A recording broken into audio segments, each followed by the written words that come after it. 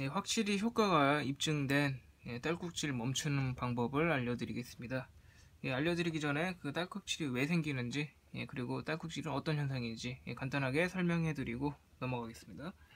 딸꾹질은 그 횡격막 및 호흡 작용을 보조하는 근육이 갑자기 수축하며 소리가 나는 현상이라고 하고요.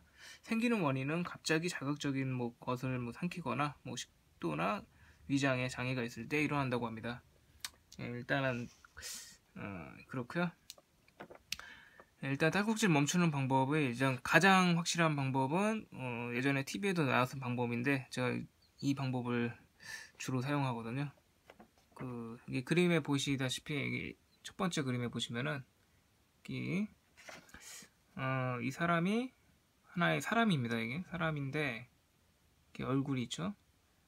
이게 한 90도 각도로 몸을 이렇게 숙이고 난 후에 물을 마셔라, 이런 뜻입니다.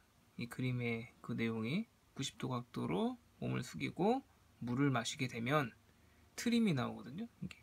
이쪽을 따라서 그 트림을 나오는 대로 다 내뱉으시면서 물을 마시고 한 모금 마시고 트림 내쉬고 한 모금 마시고 트림 내쉬고 해서 한 컵 정도를 그렇게 하시면은 그 뒤에 트림이 안 나타납니다. 그러니까 트림이 안 나타나는 게 아니라 딸꾹질이 멈춥니다. 이렇게 딸꾹질이 간단하게 멈출 수가 있고요. 간단하죠, 이 방법이.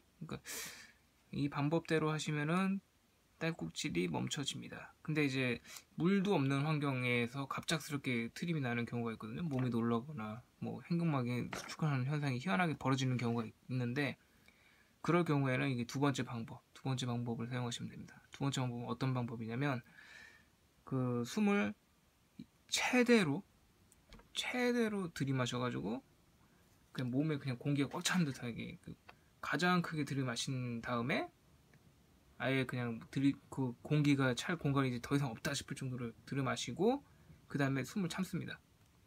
그 참은 상태로 한 10초에서 20초 정도 버티다가 그냥 최대한 뭐라고 해야 되지? 내가 버틸 수 있는 만큼 숨을 그냥 버티다가 후 내쉬면은 트림이 멈추는 경우가 생깁니다. 그렇게 한두 번 하다가 안 멈추면은 첫 번째 방법을 결국은 사용하시면 됩니다. 여기까지 딸꾹질을 멈추는 방법에 대해서 설명해 드렸습니다.